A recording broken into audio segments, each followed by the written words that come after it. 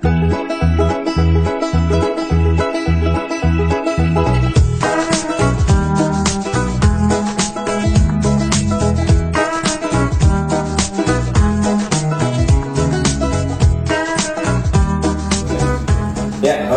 sudah ini dulu. kenalin dulu. Oke, Pak Imam. Pak Tejo ya, luar biasa. Terima kasih Pak. Silakan ikut Pak. Ya, kali ini kita mau bincang-bincang tentang persepedaan ya Pak. Kita udah tahu bahwa Pak Tejo itu sudah melanglang, bukan melanglang Buana ya, itu melanglang Indonesia kali ya, terutama di Pulau Jawa. Pulau Jawa. Luar biasa. Yo, boleh dikenalin Pak, namanya siapa, nama lengkapnya? Saya nama Sutejo. Jadi saya pensiunan saya tahun 2002 pensiun PNI pertama Pak. Jadi PNI pertama. Setelah itu ya biasa lah cari kesibukan ya, cari kegiatan. Nah kebetulan sepeda itu belum lama Pak, mungkin sekitar saya bermain sepeda belum begitu lama lah. Belum maknya mau federal ya? Ini federal sebenarnya makanya kelihatannya federal ini. Federal cuma di modif. Nah ini bannya rutrek. Kebetulan anak saya kan main sepeda juga. Iya. Cuma dia rutrek, kali aja rutrek. Iya. Bapak nggak begitu juga atau enggak? Buka stylenya beda Pak. Oh gitu. Kita umurnya sudah Oh jadi lebih enak ini. lebih cenderung ke FDB ya. FDB ya. Jadi karena kita menyesuaikan lah, Iya. menyesuaikan umur. Kalau rutrek kan Pak, anak-anak itu Iya harus begini kan. udah ini jalannya kenceng-kenceng. Jauh mungkin 30 sampai 40 lah. Iya kalau kita lihat di SMB itu semuanya kan sekolahnya semua. Iya. Kalau kita kan palingnya 15, 25 paling tinggi ya. Kita itu. Jadi Bapak setelah pensiun itu mencari kegiatan terus sepeda ya Pak ya? Bersepeda, terakhir sepeda. Boleh diinfokan Pak pada teman-teman yang baru belajar sepeda ataupun Bapak sudah kemana aja nih ceritanya? Kalau untuk bersepeda jarak jauh, ya masih paling banyak di Jawa. Tapi pernah sekali saya ke Lampung. Jadi bersepeda itu sebetulnya paling enak di Jawa. Oh gitu ya? Iya, kalau di Sumatera cenderung kita ya harus hati-hati. Karena mungkin agak sepi bukan? Satu sepi, memang di daerah Sumatera itu daerah Lampung sebelum dari Bakauli sampai Lampung itu ya rumah itu jauh. Jadi kalau kita jalan memang agak sedikit rawan. Jadi lebih Harus Jawa. Kalau di Jawa Pak, wah sampai ke pelosok. Iya. Welcome itu. Di Jawa di kota mana aja Pak yang sudah pernah Bapak? Kalau saya pertama jalan jauh dari Jawa Bandung Pak. Bandung pertama kali itu ya? Ya, pertama kali Bandung. Bandung itu berapa jaraknya? Bandung paling berapa ya? 200 Ya sekitar itu. Jadi Bandung, setelah Bandung saya pernah ke Maduri. Kampung Maduri itu ya. Oh di Banten ya? Di Banten. Itu terus ke Jogja. Jogja. Dan anehnya pemirsa beliau ini adalah sendiri. Kalau saya biasanya rombongan ya, karena tidak mungkin belum berani kalau sendiri. Beliau ini adalah sendiri. Gitu ya. Gimana pengalamannya sendiri itu kadang-kadang saya agak ini juga. Itu Jadi untuk solo ride sendiri itu pengalamannya di jalan ya banyak ada duka tapi banyak senangnya lah. Oh gitu ya. Ada sedikit ya yang agak terutama kayak ban kempes, Gitu ya itu tapi bisa ditahan. Jadi kebetulan saya main sepeda ini ya karena kan orang mekanik dulu. Iya. Jadi nggak jauh dulu. Beliau ini kebetulan basicnya teknik elektro, dan pas juga kalau dengan urusan persepedaan yang agak Ya ada mekaniknya ya. Iya, kalau ada trouble ya kita perbaiki. Jadi itu juga kita sendiri. Ini rakitan sendiri ya Pak? Iya. Ini pennya federal, striket. Iya. Nah kebetulan ada bannya ini roadback. Bannya roadback ya, jadi Ya. campuran gitu ya. Ya, Atau kalau istilah sekarang hybrid gitu Pak ya. Hybrid, Jadi betul. MTB bisa, RB bisa gitu ya. Cuman stangnya memang stang MTB ya. Ya, Cuman bannya kelihatannya ban RB ya, roadback ya. itu sproketnya kita sesuaikan kalau nanjak. Oh gitu. Kalau buat ada itu pakai 46 T itu. Speednya 9, Speednya 9, speednya 9, jadi untuk yang paling besar itu 46 T. 46 T namanya ya. Itu bisa untuk Ya. nanjak pohon gitu kan.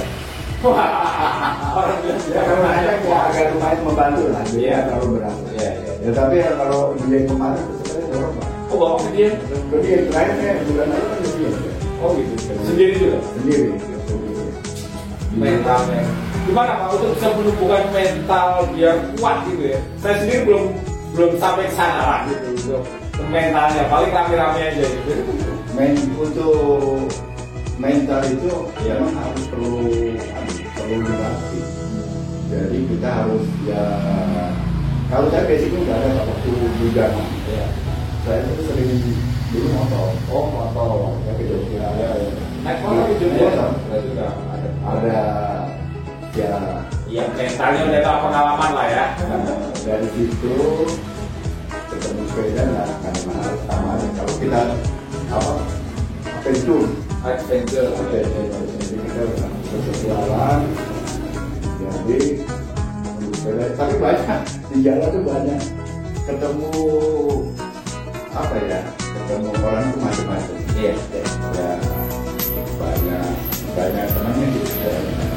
Saya lihat ya YouTube Bapak memang banyak yang apa namanya? Apa kadang-kadang di foto dari belakang siapa tuh yang foto gitu yang video kan? Gitu. Ada temannya juga. Gitu. Enggak teman, jadi kebetulan ada juga yang pakai teman pakai, tapi kebanyakan saya pakai tripod juga, ketemu orang minta tolong. Oh, minta tolong. Iya, iya. Jadi kita manfaatkan. Iya, Kalau iya. sengaja saya bawa dulu kan, Iya. nggak mungkin Pak. Betul, betul. Iya lah. Ketemu teman di jalan, padahal baru kenal Pak. Iya. Baru kenal orang sepeda juga. Sama sepeda. Kita udah tahu. Dia udah tahu kan. Iya. Ya udah itu aja. Ya, jadi terakhir Bapak kemarin pertualangan sepeda kemana Pak? Tadi ke dia gitu. Ke dia kan? Jadi jalurnya rutinnya Pak, saya Pekalongan. Dari Bekasi dulu, Bekasi. Ya, Bekasi, Pekalongan, terus ke Kajen. Iya, Kajen kan arahnya kan Pekalongan ke selatan itu kalau nggak salah ya. Kajen, Kalibening, Ya. Karangkobar, baru Oh. dia. Tuh, Kajen itu sekarang kan ibu kotanya di Kabupaten Pekalongan. Saya kebetulan tinggalnya di Comal, Pak. Oh, di Comal. Suka apa? Kalau beli durian di sana ada orang tidur gitu. Wah itu kan tahu sendiri jalan Medan Iya. ya, action ya. Yang action kayak itu dari Karangkobar ke Dieng. Iya. Oh itu action benar. Saya baru-baru saya mendorong itu aduh sampai gitu. Nah kalau sendiri ini apa namanya?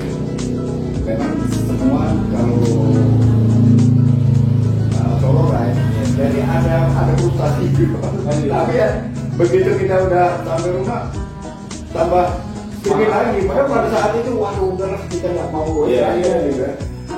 Tapi itu cuma sementara karena nggak ada teman nggak ada apa.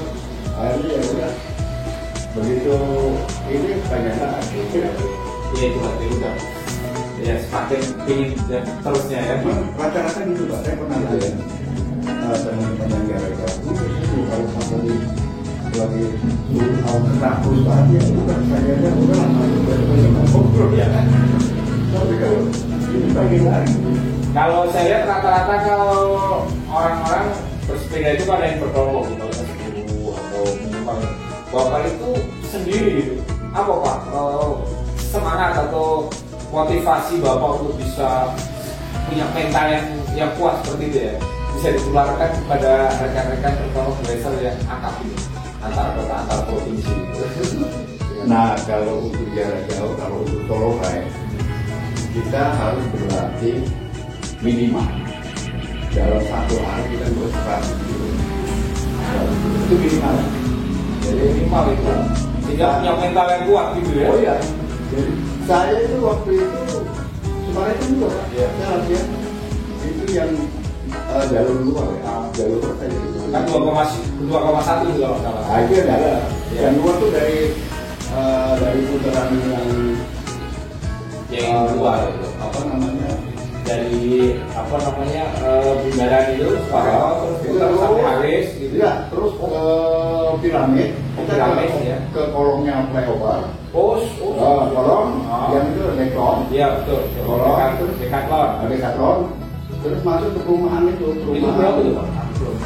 Itu 5 kilo Pak 5 kilo ya? Sekali putaran itu jadi Decathlon bawa kolong terus putar lagi perumahan itu masuk ke apartemen keluar lagi masuk ke Haris apa yang binus balik lagi ke bundaran lagi itu 5 kilo ya? kurang lebih 20 kali iya itu 20 kali Pak ya orang saya pernah pagi ramai saya mesti gue terus ya udah ketemu langsung dulu iya mesti gue juga iya saya belum selesai nah target 100 kilo dari situ lalu saya berani ke Bandung lah dari situ ke Bandung ya wow berat juga ya padahal saya biasanya kalau putar itu 1 jam itu 10 kali kan paling itu aja nggak sampai itu kan kuat gitu kan kalau dicapai bersih nah tapi kalau tidak kuat iya kalau diniatin gitu ya kalau nggak kuat contohnya gini Pak Imam muter dapatlah atau 5 kali udah nggak apa-apa besok nambah lagi gitu besok lagi nambah lagi ya saya nggak mungkin sehari 20 tuh pada saat itu nggak bisa jadi ini ya jadi 5, 10, 15 baru 20 dalam sehari jadi memang harus dipersiapkan latihan dulu yang kuat ya itu salah satu syarat untuk bisa touring solo gitu ya pemirsa ini bisa kita simak kita ambil hikmahnya bahwa kalau kita mau solo ride terutama ke luar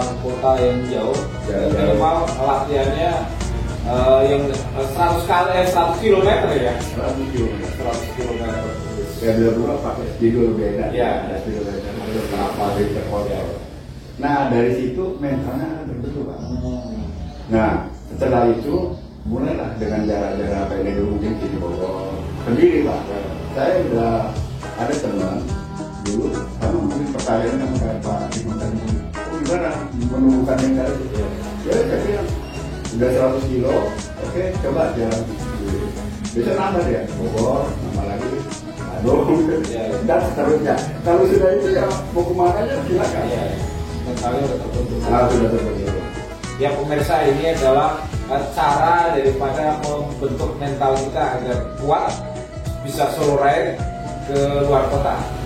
Kita lanjut kepada bagaimana Pak persiapan kalau kita misalnya ke luar kota, bekal-bekal apa aja yang harus kita siapkan. Pemirsa kita lihat perbincangan kita ini dengan Pak Tejo. Pak Tejo akan menerangkan apa saja perbekalan yang harus dibawa oleh seorang goeser kalau keluar kota. Monggo Pak. Baiklah, jadi kalau kita mau touring atau bersepeda jarak jauh, kita sudah persiapkan rute Pak, yang penting rutenya dulu. Kita mau kemana, misalnya kita mau ke Jogja, kita mau ambil rute mana? Sebagai contoh kayak waktu saya pertama kali ke Jogja, saya rutenya itu saya ambil dari Semarang, jadi Pantura. Jadi dari Bekasi,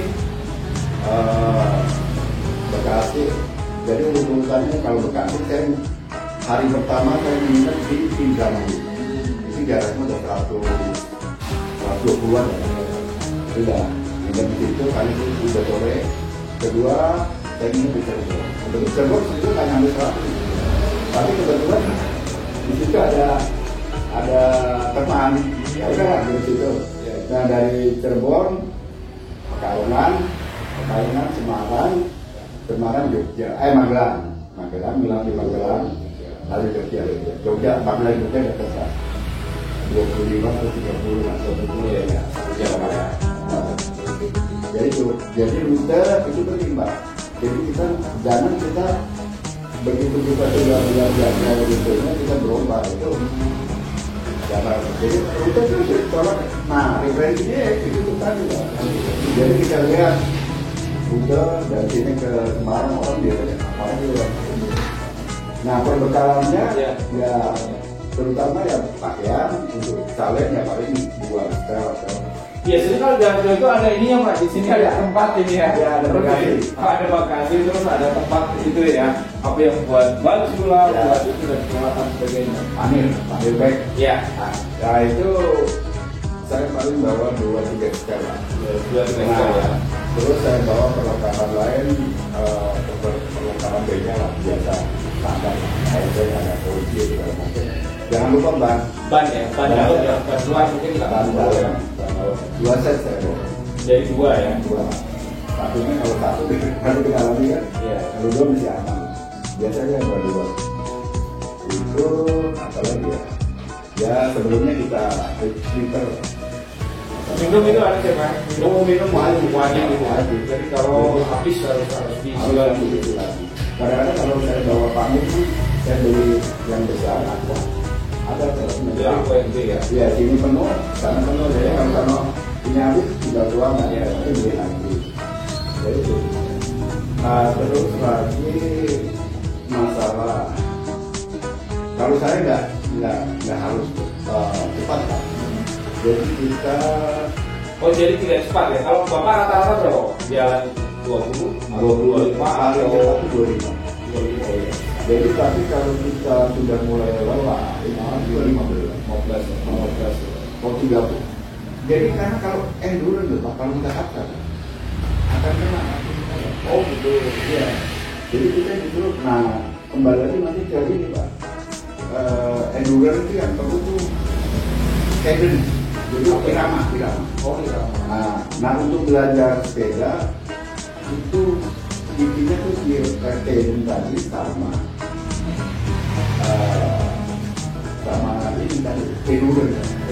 Nah orang kan biasa kalau main sepeda main kenceng-kenceng ini ya. Ini biasanya sudah terang Pak. Jadi kalau saya main sepeda yang palingnya kita shifter sama itu LC itu ya, LC atau untuk pindah speed di profil itu ya. Itu harus sering dimainin. Kalau saya perhatiin teman-teman yang mungkin ini jarang main. Itu kalau main walaupun dia jalan ke atas, tetap dia ditaruhnya di paling berat, paling tinggi kan. Padahal baru mulai gitu. Jadi itu bermain penting itu ya. Penting. Karena untuk menjaga kesehatan tubuh itu ya. Ya.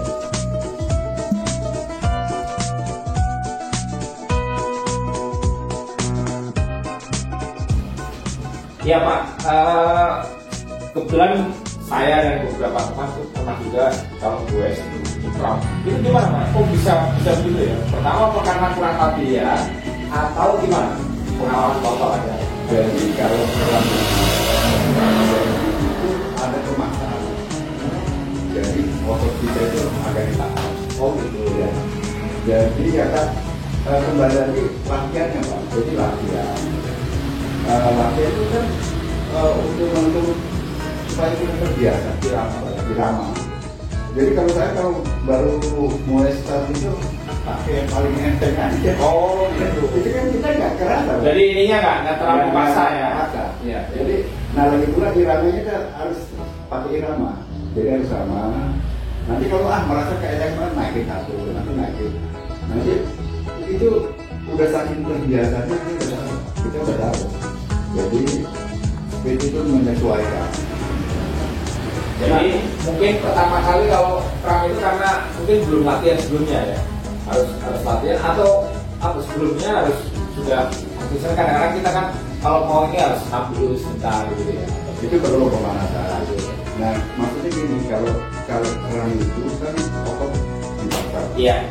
Jadi latihan kita kalau sampai kita keram berarti latihannya belum sampai tuh ya. Jadi kita harus keramnya powernya belum terbiasa, jadi kita belum melewati masa. Kalau yang sudah terbiasa nggak mungkin. Nah, dan pertanyaan kalau ini memang tadi Pak Imam kenapa kok saya sendiri atau kenapa mereka berkelompok? Nah, kalau berkelompok itu cenderung kalau ini yang kata cenderung kita akan menyamakan, ya. Padahal kita mungkin nggak mampu, gitu ya. Nah, kalau saya ikut rombongan, ikut rombongan tahun 10 tahun. Sekarang kita belum mampu untuk itu gitu kan. Kalau saya langsung akan udah tinggal aja. Iya, oh gitu ya. Kalau dipaksa agak berat juga. Tinggal saya. Ya, jadi saya enggak. Tapi teman-teman biasanya, wah jangan mau tinggal gitu. Karena saya bilang kalau saya membeli saya akan membebani. Oh, membebani. Dengan saya tinggal, saya nggak masalah sudah sendiri. Saya mungkin gitu lah. Jadi kalau itu rombongan, kalau saya udah mulai panas, ini kan kalau mau kan terasa panas, betul, panas. Udah mulai panas sudah sebetulnya harus berhenti. Bapak sebagai goeser yang senior pernah juga kan? Pernah ya. Rasanya ya itu rombongan kalau sendiri saya belum pernah. Kalau saya jalan sendiri, karena saya udah terasa, udah waktu juga berbeda. Habis berhenti udah sebuah lagi gitu ya. Iya.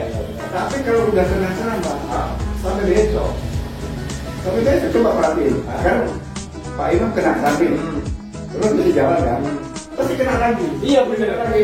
Nah besok baru sembuh. Oh gitu. Iya. Saya pernah kemarin kena gitu dari Cempaka Putih gitu ya. Oke lah kita hari ini. Di daerah yang sini lagi daerah Pulomas ya, daerah Pulomas kena lagi tuh. Kalau udah kena sekali ya hari itu pasti kena terus. Gitu ya. Iya. Makanya saya bilang kalau keram biasanya kalau kita ikut rombongan pasti kena. Mending udah tinggal aja gitu ya. Tapi ya kalau sudah melebihi dari latihan, tidak enggak ya. Jadi kalau misalnya kita mau jalan sehari pada saat itu 50 km, kita latihannya udah 100 atau 70 pasti aman ya. Itu maksudnya kita ada space lah. Tapi kalau misalnya kita pada saat itu 50 km, latihannya cuma 20 km, wah itu agak berat ya. Ada itu lah. Jadi latihan cuma begitu. Jadi persiapannya ya iyalah kalau kita mau jarak 100 ya kita harus latihannya lebih dari itu. Iya. Jadi lebih enak lah gitu. Ini tentang keram ya. Lanjut terkait dengan ini apa sepeda-sepeda ini. Bagaimana agar kalau kita berangkat atau goes itu semuanya sudah ada. Yang harus dipersiapkan itu apa aja? Remnya, kemudian rem ya kita cek lah. Kalau memang rem ya kita kan tahu kalau rem ini berfungsi atau tidak. Terus kita lihat kalau kebetulan saya pakai ini ya, apa karet ini kan. Oh gitu ya. Nggak pakai itu gitu. Yang apa ini hidrolik ya? Kalau itu kita karetnya. Iya. Saya pernah turun jauh tuh di mana? Ini pakai sepeda ini juga? Oh enggak, yang satu. Oh ada Polidor Sehat yang itu. Oh dari Malang kemarin. Oh gitu. Itu begitu sampai sana saya lihat karetnya udah tipis habis, belum menjadi. Kita waktu pagi kan kita nggak perhati itu. Nah, kalau kita mau jalan kita jadi karetnya udah ada. Kalau kita main jalan jadi kan, ya, jadi benar. Jadi ini udah. Ini sepeda ini udah pernah nih Pak. Ini saya ini ujung genteng terakhir pernah. Ujung genteng. Genteng itu di daerah mana itu? Ke Geopark. Itu udah 100 lebih juga, kalau 200-an. Iya. Jadi ujung genteng ke Geopark. Geopark itu yang sekarang lagi booming ya, lagi viral. Oh itu jalan. Yang ada jembatan itu ya, ada jembatan yang gantung gitu. Itu suka bukti atau apa? Geopark itu ini Mas. Jadi Geopark itu apa ya? salah satu keajaiban kan ini Ya, surga. ya. Itu jalannya bebas. Jadi lewatnya di barat, di bidang. Kalau saya kebetulan dari itu ke ujungnya saya nggak lewat itu. Pulau itu soal cuma apa? Iya. Nah dari tujuh benteng ada panen dewa, panennya baru dewa. Itu dia Sendiri juga ya, solo juga. ketiga kebetulan saya diajak teman. Oh gitu. Nah ketiga. Ya, kalau ketika ada yang buat ngobrol lah. Kebetulan itu ada acara di Bukit. Jadi teman itu kan hobinya apa ya? Camping. Ada camping. Oh iya, saya lihat itu kayak teman-teman kita di Wisma Asri itu kayak Tamto, kayak Mas Alda itu suka bawa camping gitu di sana, terus camping gitu Ya ya. bisa tempat-tempat dari kita bawa atas itu yang bawa tenda yang kecil aja. Iya. Camping tapi nggak ada di Ya, kalau kita bicara tentang apa namanya persepedaan, kayaknya nggak ada bisa dia enak aja gitu Pak ya kayaknya. Luar biasa ini Pak, terima kasih atas infonya ya terkait dengan persepedaan, dan barangkali ini bisa bermanfaat buat para goeser baik pemula maupun yang sudah akan menuju yang lebih tinggi lagi gitu ya. Mungkin akap antar kota dan antar provinsi. Sekilas ini adalah wawancara dengan Pak Ted Sutedjo. Beliau adalah alumni Telkom atau pensiunan Telkom yang setelah pensiun beraktivitas dan berolahraga di bidang goes Pak ya. Dan kebetulan teman-teman kita pensiunan Telkom yang ada di Bekasi ini hampir ada suatu komunitas namanya Komsat, komunitas sepeda alumni Telkom yang memang hampir ada 150-an orang yang aktif berolahraga dan juga stay juga keluar kota. Terima kasih, semoga bermanfaat bagi para pemirsa, dan kita akhiri dengan wassalamualaikum warahmatullahi wabarakatuh. Terima kasih Pak Sutedjo, luar biasa. Sip.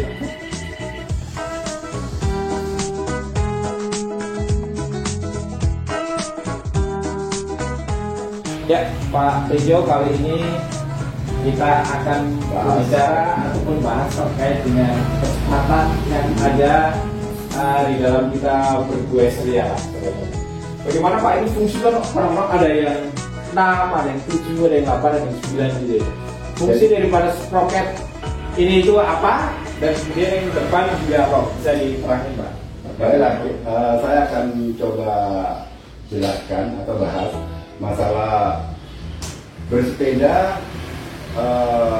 untuk kecepatan maupun untuk tanjakan ya. Jadi kalau kecepatan itu di sini kebetulan Itu paling tinggi ya, gila deh itu. ini sprocket kan, namanya Itu sprocket. namanya sprocket ya. Fungsi dari sprocket dulu itu apa itu Pak? Sprocket itu ada untuk Kecepatan, ya. kecepatan, speed. Ya, speed ya. Nah, kalau ini RD ya, Apa itu? RD right di apa ya?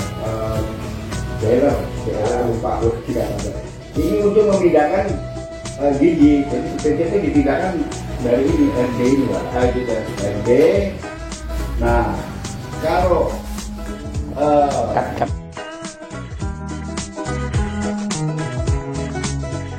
Kenapa Pak? jadi kalau bersepeda untuk menaikkan kecepatan itu kita melalui di sini kan ada namanya shifter.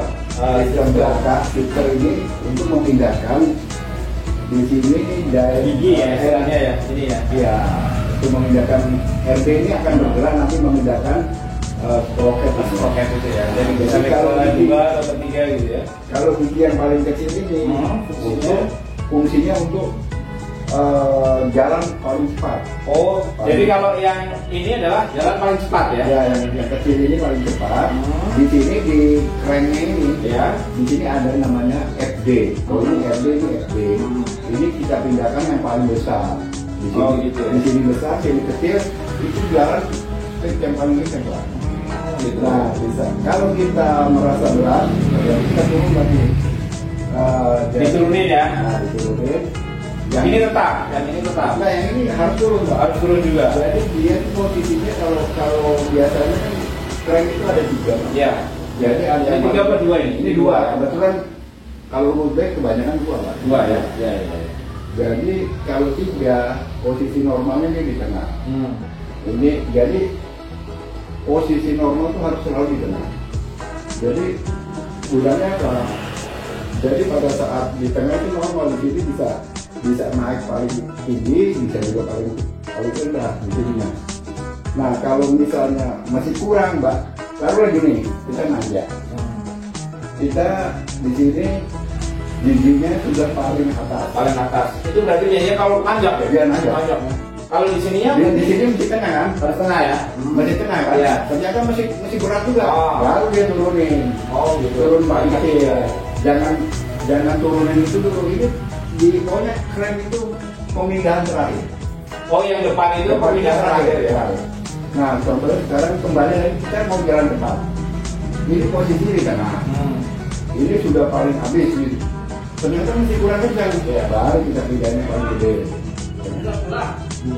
Jadi aturannya semacam itu, Pak. Oh, gitu. Jadi keren itu hanya pindahan terakhir.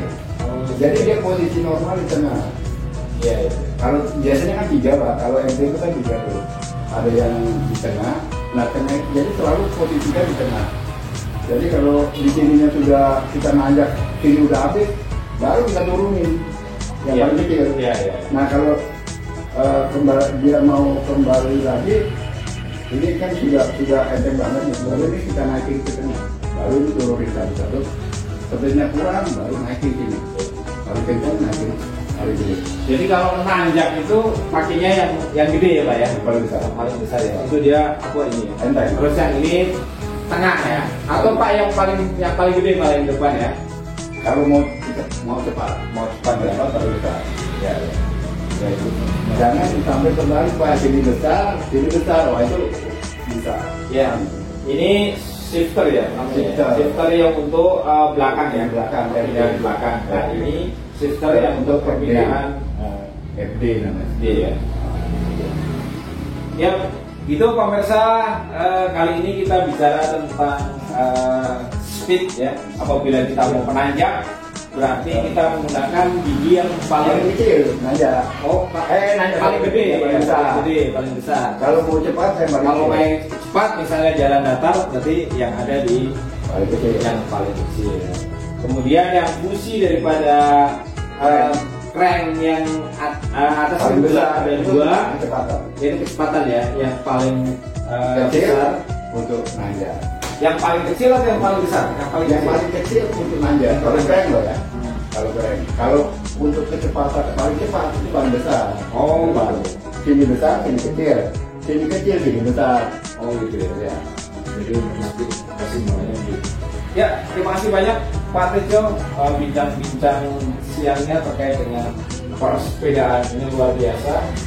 Semoga bermanfaat buat teman-teman yang ingin belajar tentang goes, terutama bagaimana cara memindahkan shifter ya, cara memindahkan apa tuh speed ya, cara memindahkan speed kalau nanjak, kalau jalan datar dan sebagainya. Jadi kesimpulannya itu kalau jalan nanjak pakai yang gede ya Pak ya? Pakai yang besar. Pakai yang besar ya. Kalau jalan datar dia pakai yang kecil. Pakai yang kecil. Untuk RD ya? Iya. Kalau RD-nya kebalikannya. Ya. Jadi seperti itu pemirsa. Semoga bermanfaat bincang siang ini tentang persepedaan. Kita akhiri dengan wassalamualaikum warahmatullahi wabarakatuh. Terima kasih Pak. Ini teman kita lagi. Nanti diajak